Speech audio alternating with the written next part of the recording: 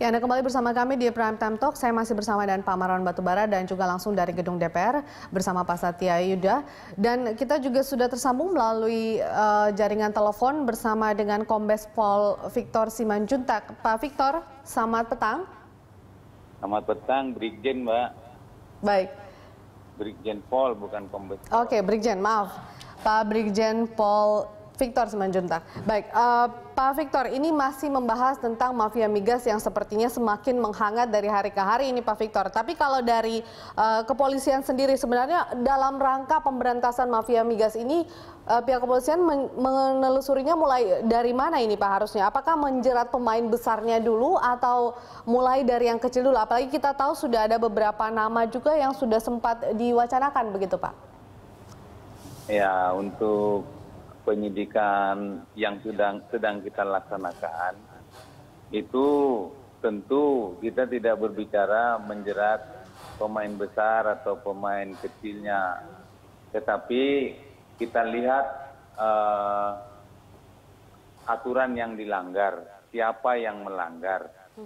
Nah, berdasarkan aturan yang dilanggar itu, kemudian kita memutuskan bahwa telah terjadi tindak pidana di kontrak kerja antara BP Migas dengan TPPI. Ya. Nah, dari pelanggaran pidana atau pelanggaran aturan yang dilakukan oleh pejabat-pejabat tersebut, sampai saat ini ada 3 yang sudah ditetapkan sebagai tersangka. 3 nama ya, Pak, ya? Ya, 3 nama. Nah, kemudian apakah masih ada tersangka-tersangka lain setelah itu? Tentu kita akan mencari bukti. Untuk tersangka-tersangka yang lain, kita tidak akan membiarkan satu pun lolos. Kita akan mengikis semuanya itu. Tetapi biarlah proses hukum yang menentukan apakah masih ada tersangka yang lain, begitu, Mbak. Baik, Pak, 3 nama tersangka tersebut apakah dari kalangan pemerintah, pengusaha, mungkin pemerintah pada masanya, begitu, Pak? Iya, dari 3 nama itu tentu ada yang dari pemerintah, ada dari pengusaha. Pengusaha, oke. Ya. Baik, Pak Victor, kita kan tahu bahwa polisi sekarang sedang menyelidiki beberapa kasus ya terkait dengan kemudian migas sendiri. Ada kemudian kasus dugaan TPPU kondensat di SKK Migas yang kemarin sempat menyita juga perhatian publik. Sejauh mana pengusutan yang kemudian dilakukan oleh pihak kepolisian, Pak? Ya, kita tahu dari hasil penyidikan memang kita sudah mengetahui ada kerugian negara. Ya.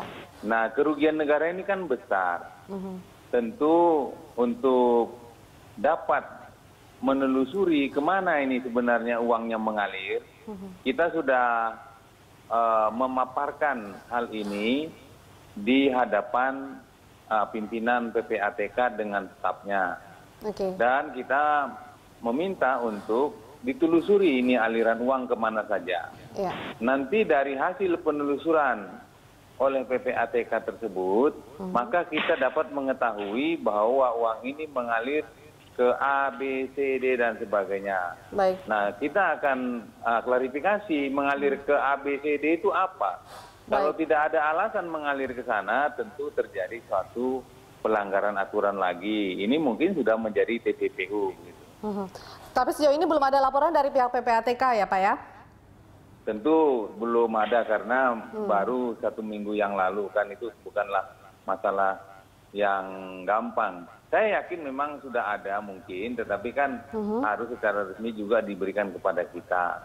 Dan saya juga sebenarnya sudah mengirimkan beberapa anggota ke sana untuk sebagai LO. Tapi mungkin penelusurannya belum lengkap sehingga belum diberikan kepada kita. Saya sangat mengharapkan sebenarnya penelusuran itu hasilnya karena itu akan menentukan arah penyidikan selanjutnya.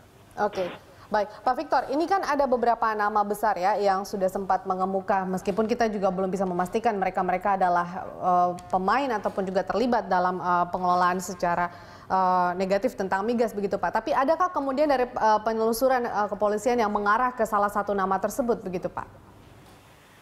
Nah itu sangat tergantung kepada pemeriksaan saksi-saksi dan penelusuran dokumen-dokumen yang ini nanti semua kita analisis, lalu juga nanti makin sempurna ketika PPATK telah selesai melakukan penelusuran aliran dana tersebut. Jadi kita tidak bisa menduga-duga karena ini masalah pidana dan masalah hak asasi manusia. Baik, nantinya saksi-saksi siapa saja Pak yang akan dipanggil? Sementara ini kita sudah memeriksa 30 saksi untuk pendahuluan. Tentu membutuhkan pemeriksaan lanjutan karena memang untuk kasus yang begini ini tidaklah kasus yang mudah. TPP ini kasus yang berat, membutuhkan kewenangan yang lebih sebenarnya. Tetapi kita tidak mengharapkan itu, kita hanya mengharapkan kita bisa bekerja dengan baik, tenang dan tekun, ulet. Kita bertekad untuk memberantas korupsi di migas ini sampai sebersih-bersihnya. Baik. Nah, Pak Victor, selain kemudian tugas atau kasus TPPO ini, kita juga tahu bahwa sebelumnya Faisal Basri juga sempat ke Mabes Polri, kemudian menyerahkan sejumlah nama pihak-pihak kalau yang dikatakan oleh Faisal Basri yang kemudian terlibat dalam penyelewengan pengelolaan migas ini, Pak. Sejauh ini bagaimana penelusurannya? Apakah sudah dimulai kemudian, Pak? Ya, banyak hal yang harus kita selidiki. Mungkin itu kalau yang diberikan oleh Pak Faisal Basri masih perlu pendalaman-pendalaman. Masih ada kasus-kasus yang lain yang mungkin bisa kita ungkap segera. Tetapi kita bertekad memang harus mengungkap mengikis habis korupsi-korupsi ini. Mungkin karena banyak korupsi besar di migas, mungkin kita mulai dari situ. Sehingga uang kita itu tidak bocor. Sehingga masyarakat bisa merasakan bahwa Indonesia ini kaya begitu. Jangan sampai masyarakat kita miskin, padahal negaranya kaya. Baik, artinya Pak Victor, nama-nama tersebut tidak didiamkan saja ya, karena publik juga pasti akan bertanya-tanya mengingat bahwa Pak Faisal Basri juga sudah sempat berbicara ke publik meskipun tidak menyebutkan nama-nama yang kemudian diserahkan ke Mabes Polri, Pak. Ya, itu pasti kita selidiki. Sepanjang memang bisa dibuktikan, kita kejar. Kita harus mengejar itu sampai bersih korupsi di Indonesia ini. Oke, baik. Pak Victor, saya ke Pak Marwan dulu yang ada di studio. Pak Marwan, kalau misalnya sejumlah nama tersebut mengelak, artinya yang sudah sempat disebutkan oleh Pak Faisal, begitu mereka mengatakan bahwa saya tidak terlibat sama sekali. Nah, mungkinkah kemudian mafia tambang ini bisa berjalan sendiri tanpa di-backup sebuah kekuatan besar begitu, Pak? Saya kira tidak lah, karena memang mulai dari menempatkan orang siapa di mana itu kan memang ada kepentingan dan itu penempatan itu kan kekuasaannya ada di pemerintah, mulai dari menteri sampai presiden. Jadi artinya memang ini sudah by design lah saya kira ya. Bahwa kalau memang ingin mendapatkan rente maka siapa yang harus ditempatkan di mana itu sudah didesain sebelumnya gitu. Nah, tapi saya ingin melanjutkan yang Pak Victor sebutkan tadi. Sebetulnya dari fakta persidangan Pak Pak Nazarudin dari Demokrat. Oh, Muhammad Nazarudin. Ya, itu sudah terungkap bahwa Nazar itu menerima uang dari TPPI $1 juta. Gitu. Artinya kalau mau ditelusuri lagi, dikonfirmasi. Nazar ini sebagai apa dia mendapatkan uang? Apakah memang karena dia bagian dari partai atau hanya perorangan? Dan saya tidak yakin kalau itu hanya perorangan, artinya itu ada hubungan dengan partai misalnya. Nah, yang kedua tadi Pak Victor menyebutkan penelusuran dokumen. Nah, saya mendapat dokumen bahwa ternyata pengiriman gas yang belum ada kontrak tapi sudah dikirim, dan itu ujungnya tadi disebutkan merugikan negara 2 triliun, ternyata ada surat dari Menteri Keuangan atau Menko Perekonomian, Bu Sri Mulyani.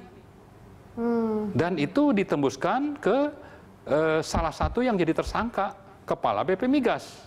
Surat itu isinya apa, Pak? Artinya isinya minta supaya dikirim meskipun kontrak belum tanda tangani dan belum ada tender. Nah ini jangan sampai lepas gitu. Kalau tadi mencari orang, siapa yang bertanggung jawab, saya kira yang sekarang jadi tersangka itu hanya salah satu.